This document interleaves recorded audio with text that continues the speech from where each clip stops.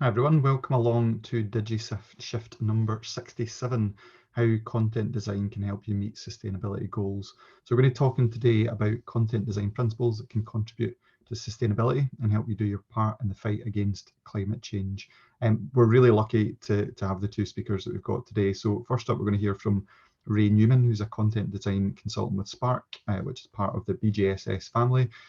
Ray spent 2022 working on projects with the NHS amongst a ton of other stuff, and he's been working in content and communications for 20 plus years. Ray also writes ghost stories in his part-time, so maybe we can pick that up in the Q&A.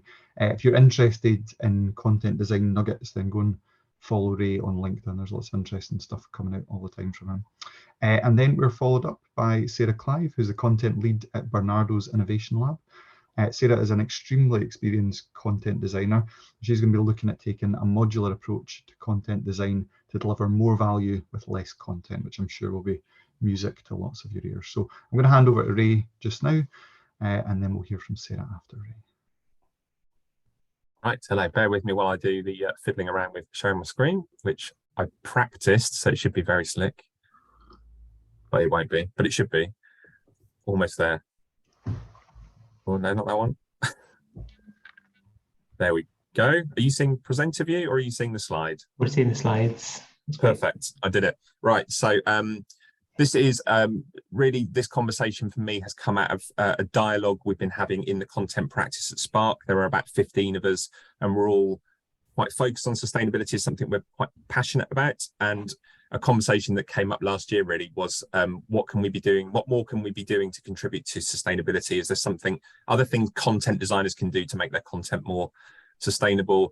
And I think probably the conclusion we reached in dialogue with each other was content design is in itself kind of, you're quite a lot of the way there if you're taking a content design approach. So we have to take a little bit of pride in the fact that we are in a practice that is sustainable kind of by default. You've just had a little brief intro to me. That's where you can find me on LinkedIn if you want to connect. I'm always keen to connect with people who want to chat about content stuff. And if you want to send me an email, like it's the 90s, you can do that as well. I might go through the rest of my intro there because I think Ross did a good job. So, and I just wonder, do I need to explain content design to anyone here? Is anyone not particularly familiar with it? Is there anyone on the call who's not sort of familiar with content design? Put a hand up or something.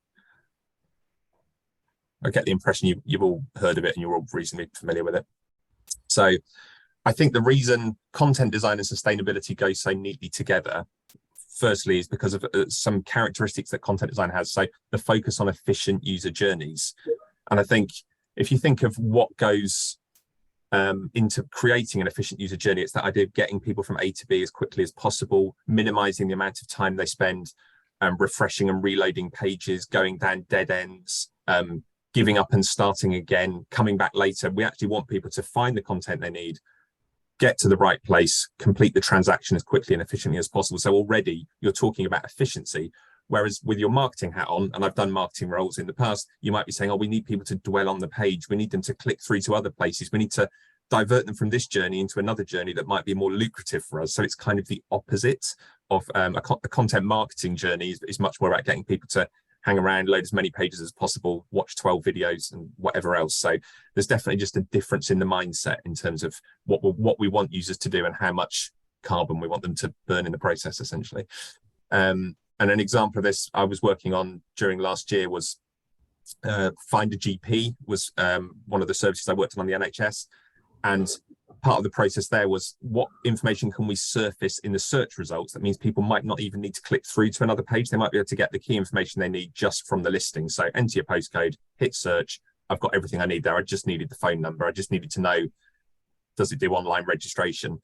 If you need more information, of course, you can carry on, go through, see a full profile. Do they have car parking, etc.? But you get a lot of that information at the top level, and it's just balancing how much more information do we put on the page on this listings page versus, you know, how much do we need to withhold for a full profile page? And it's so lots of decisions like that that are about sort of keeping the journey, should have shut off Slack, that are sort of keeping journeys efficient. The other thing is, you know, as you'll have noticed, that sort of that tendency to minimalism by default, and having come from a marketing agency, I found that quite weird for the first little while working on sort of NHS projects. Was just like, wow, no pictures at all. I can't use an image here. That you don't think that might help, and this is very plain. And the longer you work on it, the more you think, no, this is absolutely beautiful. And this is perfect. And this is how websites should look. And you start to find it really weird when you look at other websites and they have all this unnecessary noise on them. And that minimalism, which is focused on reducing the cognitive load for users and making sure that they can find what they need as quickly and efficiently as possible, and that the pages, there's nothing there that doesn't need to be there, happens to align pretty neatly with sustainability principles as well, which is that the weight of a page is what causes its impact in terms of carbon, is the amount of content that people are loading perhaps unnecessarily, or that is weightier than it needs to be, is where the carbon cost comes from. So minimalism and efficiency, two things that happen to also chime really neatly with sustainability goals. And that you'll have seen the gov.uk and the NHS websites are just models of minimalism, to the point where if you want to use an image at all, you have to really make the case for what function that is going to serve. Is it going to help people understand a skin condition? Is it going to help people recognize a facility they're visiting? You do not use images for decoration, or if you do, you better have a very good reason backed up by research for doing it, which, again, quite different from the sort of commercially driven world of content marketing or copywriting. And yeah, it's this question: do we need pictures, videos, or dancing babies? And in my previous role, the question was, where can we squeeze a video in? Can we get a few more images on this page? What can we do to engage and excite people? And I think it's important to say, it's not that we say never use images or never use videos, but it's just that we need to know why they're there and what purpose they're serving. So it's just a different kind of mindset. And if they are going to genuinely help users, then go for it. But if all they're going to do is clutter up the page and at the same time burn more carbon to get there, then we probably want to avoid it. And then there's also something about good housekeeping. So a thing that our practice lead, Emma Baker, is very hot on. She has been working with some of the sort of technical people at BJSS on reviewing our own website, which is at the moment not great, but in a week or two should be a lot better in terms of sustainability. And it's just the amount of carbon that is wasted on just useless stuff being piled up on servers or in the cloud, or even just in the back end of your CMS. Images that actually are not being displayed on any pages at all and just sitting there at whatever file size. So the importance of keeping things tidy, auditing your content, deleting old content, all of these things that come quite naturally to content designers, but maybe don't come so naturally to people that haven't got that mindset, that there is a sort of something about tidiness and sort of having no more content around than needs to be there. So yeah, I think efficient plus minimal plus tidy, as I was saying, plus sort of thoughtful about when you use images, that all does accidentally kind of adds up to sustainability. And I don't know if that's certainly not what was behind the development of content design as a practice a decade or so ago, but it happens to be a really nice side effect. But I think that is going to become more and more important in the next decade. And I suppose where we've got a couple of little tensions are around accessibility. So we've been having a back and forth conversation about whether our new website should be white text and a black background or vice versa, because we know that uses tons less carbon if we do it that way. But also we know there are some problems for accessibility with people who, perhaps have astigmatism or dyslexia, might find that content harder to read. So I think there's still some conversations to be had in my mind about customizability and how we actually let people choose their own adventure a little bit when it comes to how they consume content. And I guess with that in mind, another little bonus is that PDFs are starting to look, not only have they been a problem for accessibility for a while, and not only have they been just kind of a little bit irritating to content designers because of the way they're locked down and difficult to access, but they're also quite more carbon intensive than some nice simple marked up code on a page. So I think that might finally be, for some people, the final nudge they need to give up on PDFs, which they love and are kind of, we all like using them because you can lay your content out nicely and put nice pictures in. But this might be the final death knell for PDFs if we were actually all focused as well on giving users content in a format they can customize and consume how they like, whether that's with a screen reader or with an alternative display or custom CSS, whatever it might be. So yeah, I think if people on this call haven't thought of using a content design approach to tackle a challenge they're working on, they should. And this is the message I've been giving to clients and to colleagues as much as possible, which is that a content first approach is a really simple, non-controversial way to start tackling sustainability. So there's kind of an elevator pitch I've got really working up, which is that if you want to do something to contribute to sustainability goals, hand over the content on your website to a content designer rather than leaving it in the hands of your marketing team. And you might see that that gets you some of the way without necessarily having to, do anything very painful. Although I'm finding that every time I talk to people about removing videos, it's like I'm trying to steal sweets from them or something. That people get very upset about that idea, but there's still a conversation to be had there, I think. But yeah, content design might be the answer to that sustainability problem. Thank you.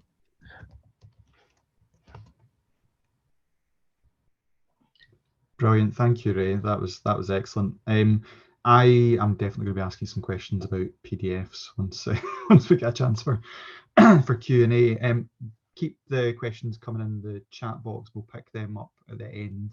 We're going to hear from Sarah Clive now, who is content lead at Barnardos Innovation Lab. And Sarah's going to be talking about the modular approach to content design to deliver more value with less content.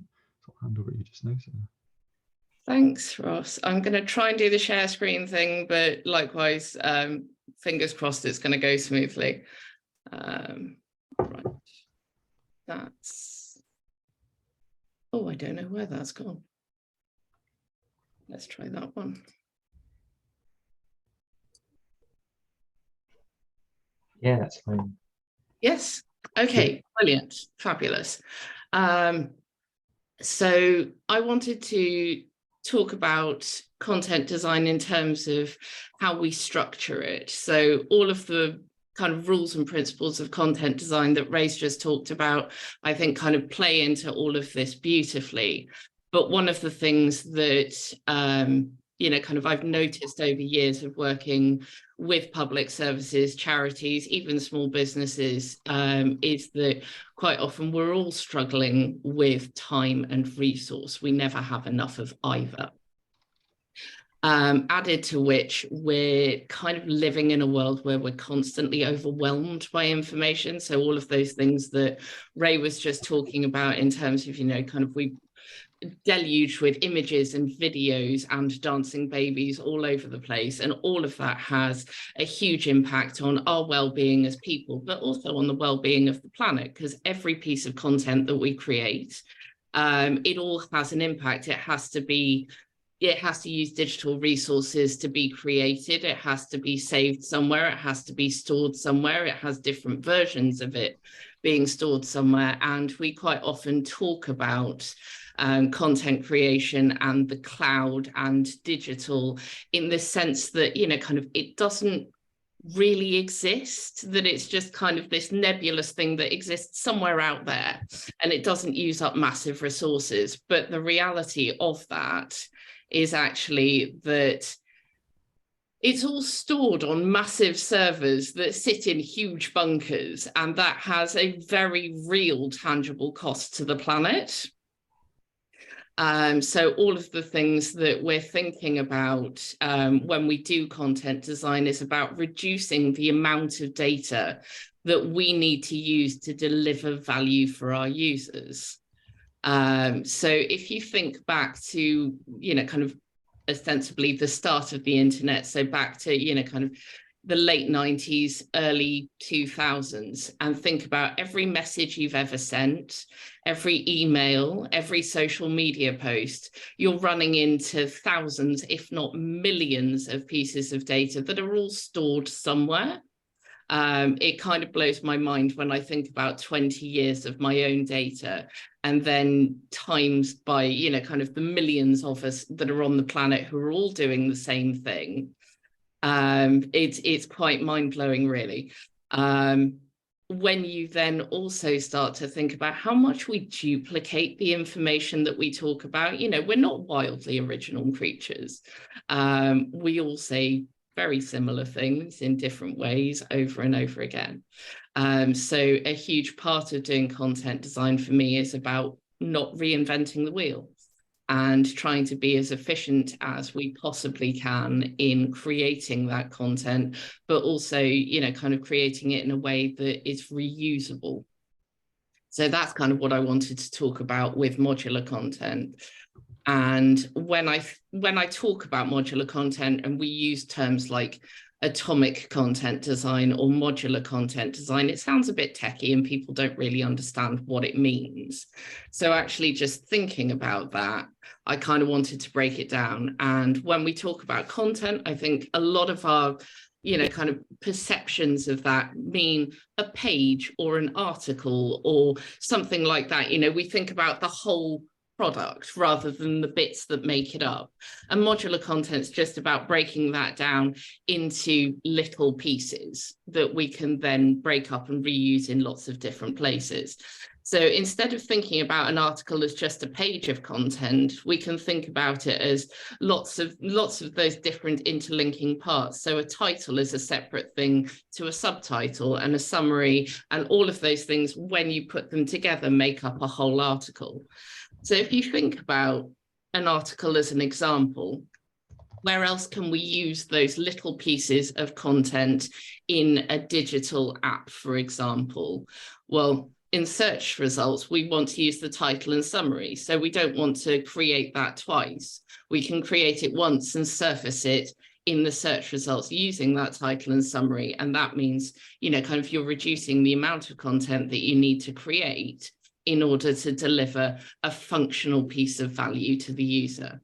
Again, when you're looking at filtering searches, if you build your information architecture, your categories, your tags into a taxonomy before you get started with your content, you can use that to help support your filtering. So again, it's using stuff you've already got to make it easier for the user to personalize their experience and how they interact with a piece of content. You're doing the same thing with sorting searches. So all that metadata about a piece of content that you create. So, kind of a description of it, the last time you created it, the last time you updated it, what it's about, all of that stuff you can use already in the searches. So again, it's just thinking about what you've already got rather than creating it again from scratch. As we did with the search, looking at categories and tags to build a browse function, that's, kind of going back to stuff that's already built into your article format, and doing the same thing with a preview. So thinking about structuring that content in a way that sets expectations for users without having to create whole new pieces of content that describe what's behind a link. You're just reusing what's already there. And what you're doing by doing things like that, by building that into your search results, by using things like preview and browse, is playing to what Ray was describing earlier with efficient user journeys. So you're giving the user the option nice and early in their experience of your content to see what it's about, how it links to other things, what it's connected to, whether it meets their user need, and whether it's going to be useful for them in the context that they find it. So thinking about that in terms of articles, we can also do it in terms of pages. It helps us to get rid of things like FAQs as well. But we can also think about it in terms of forms and content, because I know that one of the things that we're quite often doing is getting people to give us information about things. So where we might ask for, kind of a whole series of information about a certain thing, we're asking people to submit data, it might make sense in a certain order for a user. For example, if we're looking at each of those questions as an individual little modular piece of information, we can then take that and order it in any order we want to. So again, it plays into that kind of customized, personalized user journey without necessarily having to do lots of kind of complicated, heavy coding in the background. And we don't have to recreate that content or duplicate it across different formats.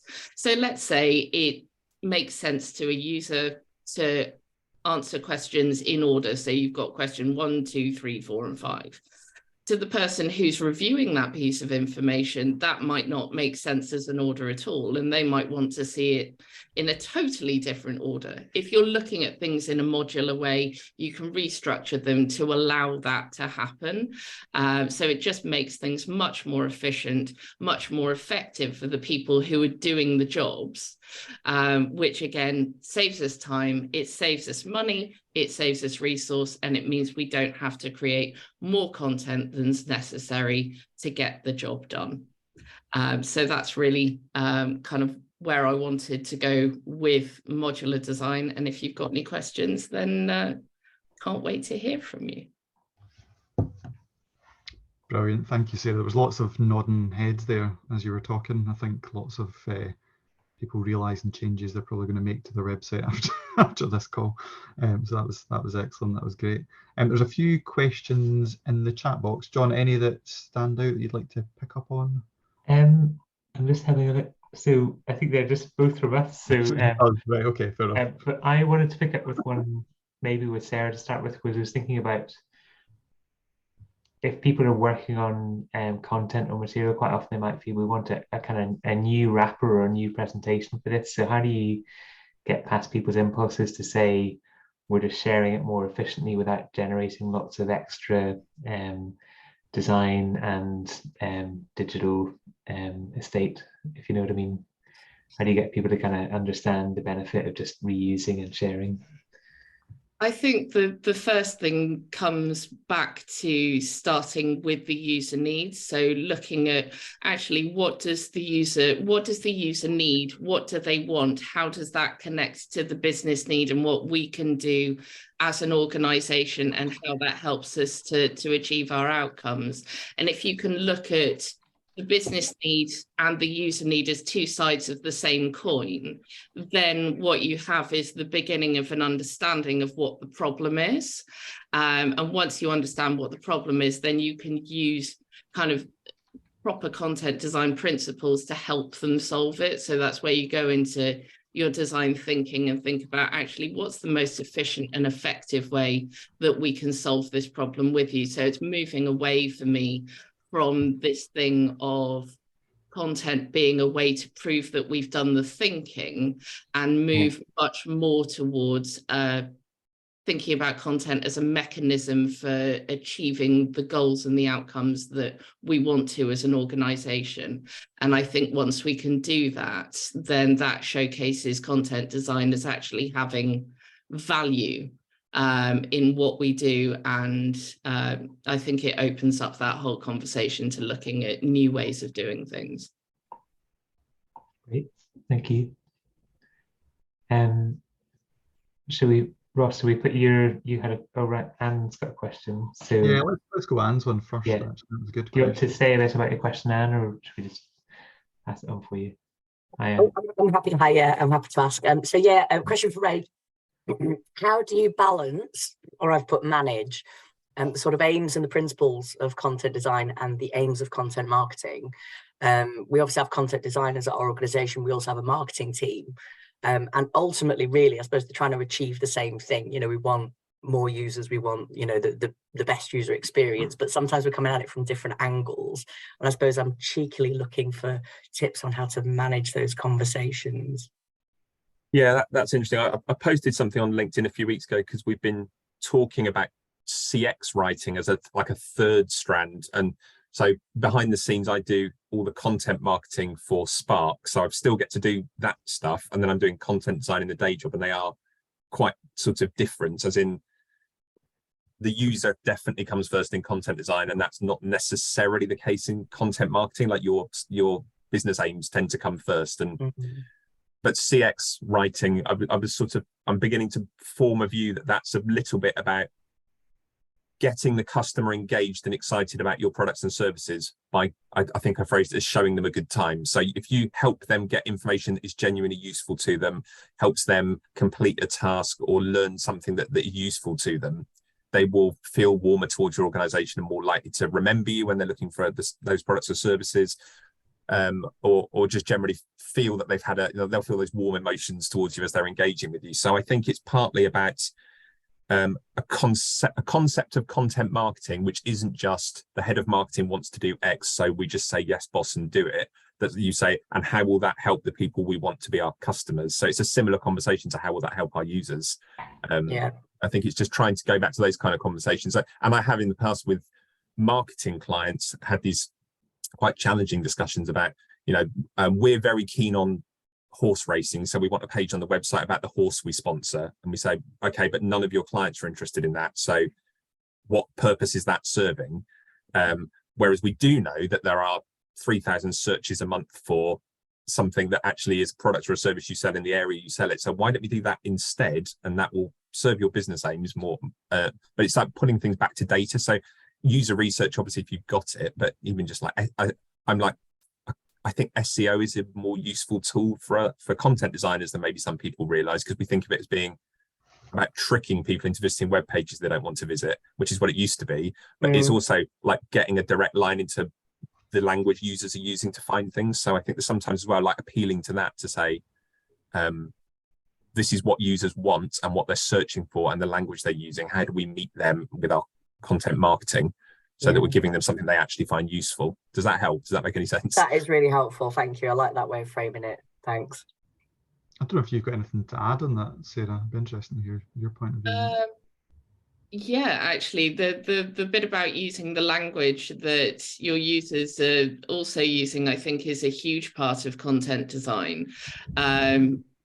It sometimes feels a little counterintuitive, especially if you're very focused on, kind of best practice grammar, to do something that feels like it goes against that. So, kind of if your users tend to use kind of less formal language or split infinitives left, right, and center, kind of you have to do that because you've got to meet them where they are using the language that they do. And one of the tools that I find really helpful for doing that is something called Answer the Public. I don't know if you guys are familiar with that, but it's basically a service that data mines Google. So you can put in a keyword and it tells you all the things that people are searching for about that particular topic, how they framed it, how they phrased it, breaks it down by, kind of what preposition words they're using, all that kind of thing. So it gives you a really clear idea on, kind of what people are looking for, and then how you construct your content to match that and talk their language and meet them where they are, which I think is a really nice way of bringing together that kind of customer experience side and good content design. That sounds great. Thank you. Can we pick up, John, maybe the one from Zosia? Do you want to? Yeah. You can unmute and ask that one if you like. Sorry, I'm in a communal workspace, so I'm typing. Yeah, essentially, my question is about kind of the more creative sides of content being quite carbon heavy, so things like video, imagery, animation, things like that. And if, tomorrow the whole internet switched to the content design approach and thought more about efficiency and users and so on, I'm just curious to know what you think about what the more kind of creative corners of the internet would look like. That's a great question.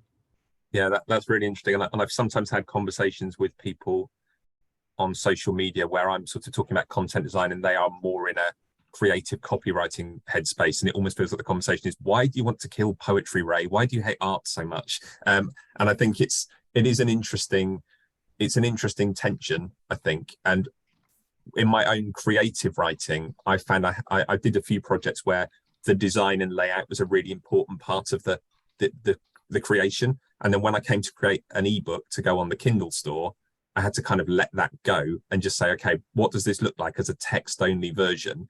Or another piece I wrote, what does this look like as just a more accessible version where I've done it as images because that helps me with the layout, but I want everyone to be able to read the content. So there's also a plain text version.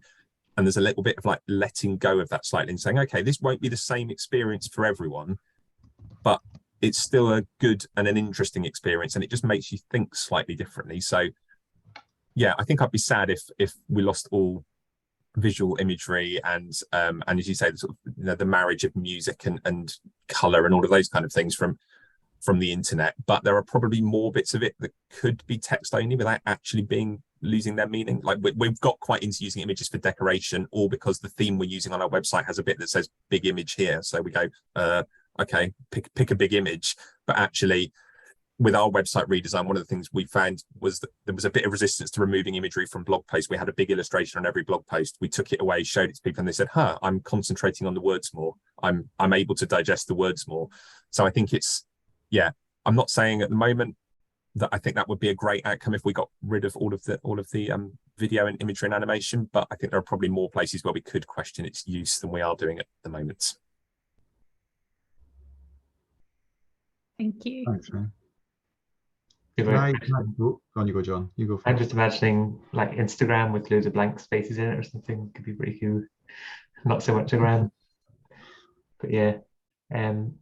So I think we had a few other questions around PDFs, but I want to maybe push out to the floor a bit and see, you know, this thing about minimal and efficient content. How does that connect with people's own experience? Because I'm sure there's other areas we could explore. Because I suppose I'm saying it because I feel like once we start banging on the PDF drum, we could use up all the time with that.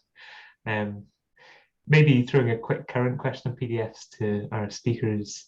Has anybody tried using generative AI to kind of mine PDFs for the raw content yet? Is that an idea? I haven't, but that is interesting. Yeah, I think that using ChatGPT and similar to summarize content certainly is a way I've seen my colleagues using it in practice already. Yeah. Guess you have to check it is summarizing faithfully is probably always the challenge. Yeah. I mean, I think for me, there's also a bit about not necessarily. I'm not entirely anti ChatGPT or anything of the like, but I think for me as a content designer, there's a lot about just going back to the user and thinking about what the value of the content in the PDFs actually is. So going back and doing things like highlighter testing to work out like where the high value content is, and then working out what to do with it next is kind of a really good way of like pulling some of that, like pulling the real gems out of the PDFs and then you know, kind of actually delivering them in a way that the users need, rather than having them hidden away in lots of words and lots of images where, you know, people skim over them and miss the real value of the thing. Yeah. So if this is a question to both of you, if you're thinking about a mountain of PDFs and thinking I'd like that to be smaller, would you be starting with looking back for your most evergreen content, or would it be more about saying from this day forward there will be fewer PDFs? What would be your natural starting point, would you say? I'm just thinking about in a previous role where I worked for a marketing agency, and as well as looking after marketing for our clients, we had our own marketing to worry about. And there was a constant battle there, I think, going back to Anne's point about the balance between content marketing and user needs, between people wanting to create PDFs because they could put them behind a gate and get people's email addresses for them, and my desire to have it on a page in full so that we could get benefit from SEO, and so that people would not have that irritating, because I personally hate having to enter my email address to get a PDF. I would rather never read anything than give my email address every time I had to read PDF. So there was a constant tension there, and what we tried in the end was we tried a bit of both to see, you know, where we felt the benefits were, and we put a piece of content that I would say was the most obvious evergreen piece of content, which was called something like How to Create Content for Accountants, and we put that on its entirety on an incredibly long blog post, and we were ranking at #1 for that term within about 3 weeks. Wow. Which then over the course of a while I was like, okay, so that is probably better to rank higher for a bunch of long tail keywords and get leads that way than painstakingly harvest a few email addresses and then spend our time mithering those people by phone when we can actually just engage their interest generally. So yeah, how you decide what is the evergreen content is the trickier bit, but again, I'd probably go back to, like, you know, website traffic and keyword searches and looking at what your competitors are ranking for and what have you, and, you know, are they the right people to be ranking for it, or could your information be more helpful to people, I guess. Can I just, I guess, come on to that, Ray, and this is a question for you and Sarah. Do you think there's still a bit of an issue, particularly in the third sector, where people don't think something is real until it's published in a report and ends up in a PDF? And so they're like, it's almost like a way of a senior management team deciding something has validity as soon as it ends up in a PDF. Does that feel a fair assessment? I feel quite strongly about this actually, because I think it goes back to that point of like a lot of content creation is about proving that we've done the thinking. And I think reports are a huge part of that. And it's about shifting that perception away from, kind of the proof towards the value and the outcome that it's delivering. And while, kind of you're still in that mindset of you've got to create the thing to show that we've done the work, kind of you're never really going to be able to make an enormous amount of headway in moving away from PDFs, publications, reports, and that sort of thing. It comes back to the user need, I think, for me, very much and especially thinking about what you were saying, Ray, about, kind of, I'd much rather not give my email address to access a PDF. I think if you can start to think about content as being open and transparent and accessible, but then think about the value in the way that you interact with that content. So there was a report back in, I think, about 2018 that Adobe did that said, I think it was about 47% of users back then would expect personalization on a website or a digital product as standard.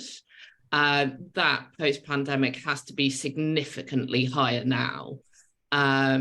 So actually, I think there is an enormous value in saying, let's put the content out there, let's make it open, let's make it accessible, put it on a blog post, in a product, whatever, where we ask you for your personal information, for your email address to sign up to a thing, is where we give you that customization, that personalization, the ability to interact with that information and make sure that it serves your personal needs as an individual, as an organization, that it helps you to do what you're trying to do. So you can see the whole thing, but if you want to save snippets of it, then sign up for an account. Kind of that's I think a huge part of where the value around those kind of long form pieces of content sits. But it takes a lot of work, I think, to help people to understand that. But there's something as well, I think the insecurity that people have about the quality of their valuable content, and the PDF is like seen as a signifier of value and quality as well. So I think there's a little bit of sort of anxiety to overcome there, that like a web page can be quality content. And if you feel like it needs to be in a PDF to feel like good value, maybe revisit the quality of the content is possibly the message. Yeah, maybe we're addressing like an insecurity issue within the charity sector here rather than a PDF issue. We've got a question from Jack. Yeah, one comment is that can you hear me okay? Fine, yeah. Really control what's on somebody's screen, because you don't know necessarily what particular browser they're using, or whether the screen itself is stretching things or the colors are coming out wrong. Whereas a PDF, you've got much better control as to how it's actually seen. The other thing is that one of the systems I've got is actually storing quite a lot of documents. And the idea that we've got is that people who have legitimate access to the system can see a quick summary of what a document is. And if they want it, they can copy the PDF down and take it away and do whatever they like with it. And whereas you can't, if you translate that to multiple web pages, you don't have the same convenience. Thanks, Jack. Yeah, that's interesting. I was thinking that when I used to use PDFs a lot more, and the appeal for me was that you could lock down the look and feel. And if you're sensitive to kind of graphic design, you want to be able to do that. And there was also that sense that it would stop people, it would make it harder for people to copy and paste the content and mess around with it and paste it into other formats. But increasingly, when I open a PDF on my phone, it says, do you want to open this in Google Docs? And then all the formatting disappears and it looks like a disaster. So it would look better if it was just plain HTML markup, probably in a lot of situations these days. So I think that might be a bit of a comfort blanket. I'm certainly going through the process of letting go of that comfort blanket a little, that actually PDFs maybe don't offer some of the benefits they used to in terms of locking down your content, I think. Sarah, anything you'd like to add? I think there's a couple of points. Aside from, I think what we all know about, kind of size of PDFs and obviously the impact that then has on environment, sustainability, storage, and so on. I think there's a huge thing about kind of accessibility and supporting the fact that we don't all sit at our desks to consume content anymore. If you sort of start looking at some of the analytics that we've got, well over 50% of our users look at things on phones, you know, kind of, I've got 10 minutes in between meetings, I just need to check this thing, or, you know, kind of, I've got 5 minutes in a coffee shop before somebody turns up to have a meeting with me. I just need to get that bit done. And having the flexibility, I think, of content that will change across formats. So regardless of which browser you're using, whether you're on a laptop or a tablet or a phone, but will work consistently across all of those things, I think that's a really kind of high value thing. And it goes back to thinking about your user and how they consume the content, not how you want them to consume the content. There is a nightmare though if you realize, oh, actually we want to convert this PDF to HTML and nobody's kept the original document, and copying stuff from a PDF. Oh, well, it's like one of the worst, like line breaks in random places, and nightmarish, but maybe it has to be done. Yeah, it's an intense piece of work with a lot of value at the other end, I think, isn't it? Oh, I was going to say, actually thinking about it, that's another thing ChatGPT is a boring job that it's good at, is please reformat this text so it doesn't have random line breaks in. It can do, I trust it to do that reasonably well. You have to do a bit of a proofread, but it can handle that. Oh, I like that. I like that very much. One thing I wanted to do, just because these are obviously really great insights on PDF and so on, is to maybe ask around the room. I think both Ray and Sarah are emphasizing that need to do user research and look at data quite early on in the content design process. And I wondered around the room how many people are doing that. Is that something that happens in your organization? Are you starting with insights and user stories, or are you doing a more intuitive process?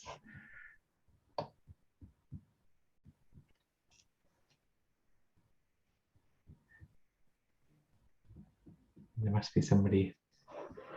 Or has anybody had an experience where you've used some user insights later on and that's changed the way that you're doing stuff with content?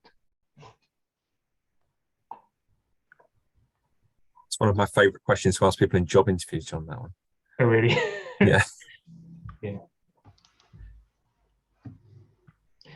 Well, while people are thinking about that, one thing I might do is, in SCVO, we used to have some content that used to be PDF based. It was kind of reading packs or prospectuses for courses we did, and we just dropped the PDF out of the process. It required a bit of thinking on the web design front, but it worked really well. The big benefit we found was it actually made production a much quicker process. So now when we go back to this kind of core content, we can just make a few adjustments and it's really quick. And that was a good benefit for us, because it was quicker to get good content in front of people.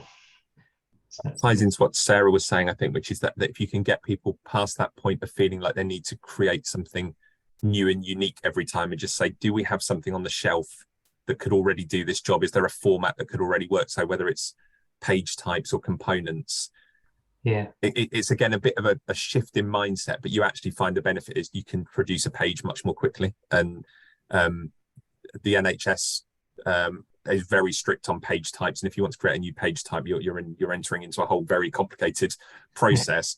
But once you get used to that, you can create a page. Once you've locked down the content, had it signed off by clinicians and agreed it, you can create a page on the CMS in about 4 minutes, which actually you start to really appreciate that, like, okay, I'm just taking things off the shelf, putting them together, bang, a page is done. So yeah, it does speed things up.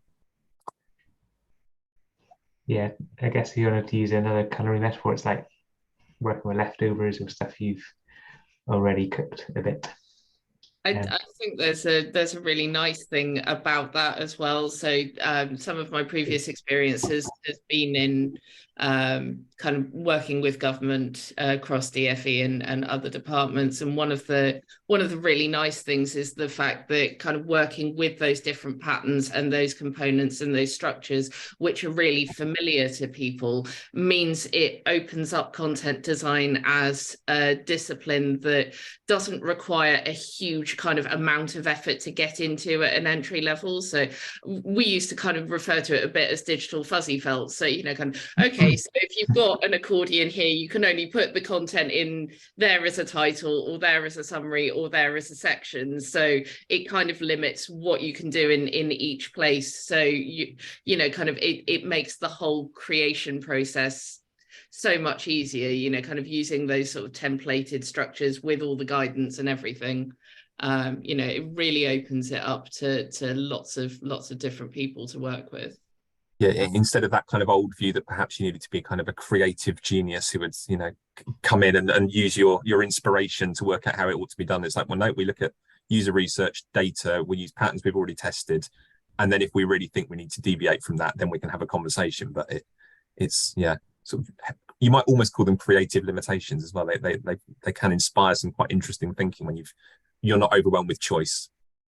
Yeah, I completely agree with that. And I think there's a huge part of doing content design and user-centered design generally that's very much about kind of taking your ego out of the process and relying on the data and letting the user guide what you do to make it more efficient and more effective for the services that you're designing. So yeah. I like that sentence there about taking the ego out of the process. Like what I've found is, if you can get an organization to kind of take on board a content design process, you remove the kind of the I just think conversations where people's opinions come in, and often it's the highest paid person's opinion that wins. Whereas actually, if we're clear that here's a framework that's tried and tested, and as Ray said, we'll deviate from it when there's an exceptional circumstance, you can make decisions much more quickly.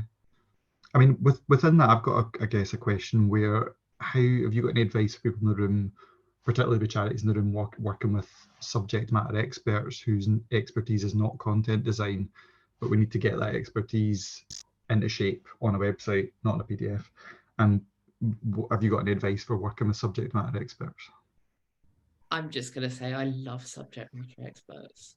I do genuinely, every content designer I've ever worked with loves working with subject matter experts, because I don't know about half the things they know about.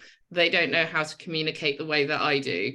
And if you walk into the relationship with that as an understanding, with that mutual respect, being able to do things like pair writing and co-design, where you're saying, right, what's the user need we need to meet?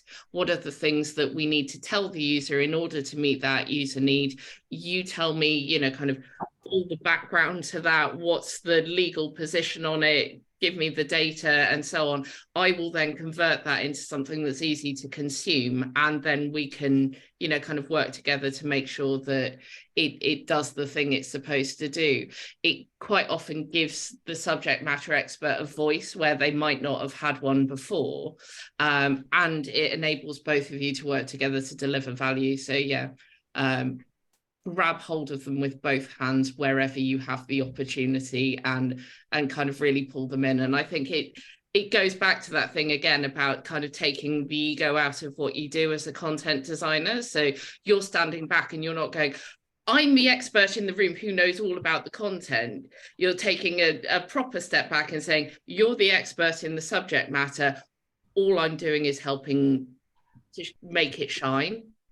You know, and I think that is a really good way to sort of start the process and get it flowing. I'd agree. You mentioned pair writing there, and that is the dream if you can do it. It's so nice to be in a room or on a call with someone and actually grapple with the problems together, so that it doesn't feel like it can sometimes feel when you're in a more traditional kind of then send it off to them for sign off or comment, it can feel a bit combative or a bit frustrating. But when you're together, all of that sort of disappears, or most of it disappears. And I suppose I was going to say, because that's not always possible in the real world, I sort of have this idea of content design as the ideal, and content design as it actually happens in the real world is often a little bit wonky around the edges.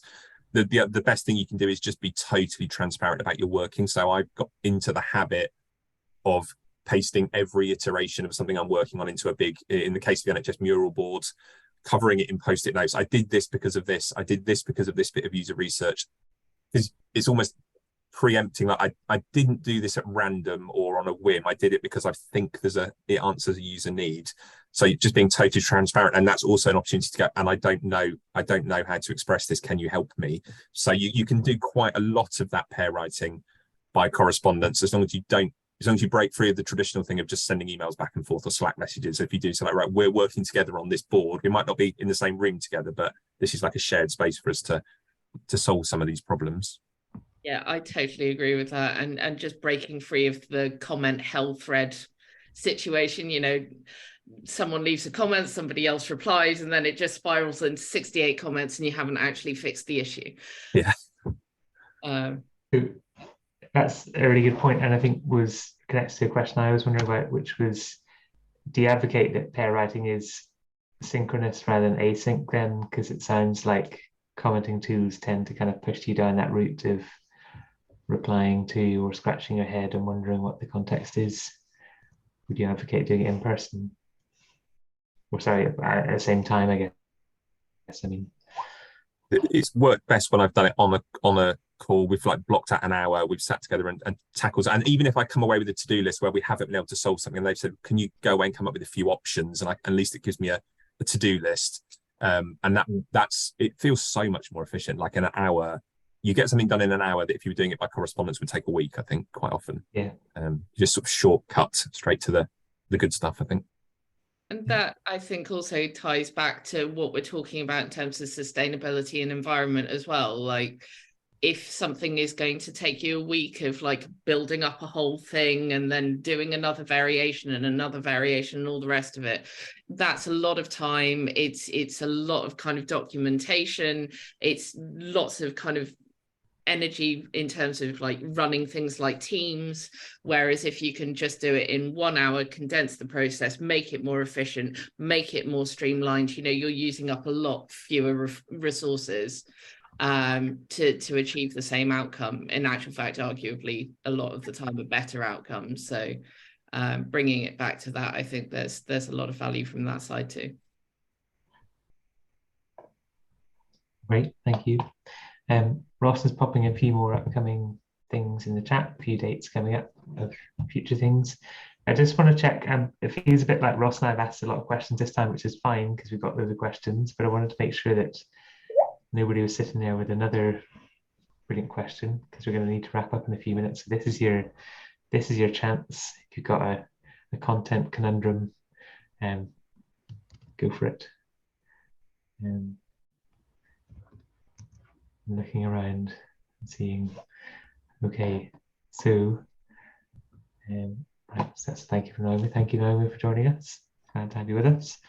I think there's been some great insights. I think it's really interesting how, I guess, some of what you've been sharing has been developed in larger scale public sector organizations, but it does scale to the smaller parts of the voluntary sector too. So thank you for sharing your insights, and thanks for everyone for joining in the discussion. If there's no other burning questions, I might exercise a bit of content minimalism and end a few minutes early. Think of the carbon will save. Is everybody happy if we do that? Yeah. So thanks again so much to Ray and Sarah for joining us. Thanks all of you for the discussion, and hopefully see you again at DigiShift next month, or some of the training that Ross has highlighted in chat. So thanks very much indeed, and catch you all next time. Okay. Thanks, everyone. Bye for now. Thanks, everyone. Bye. Thanks.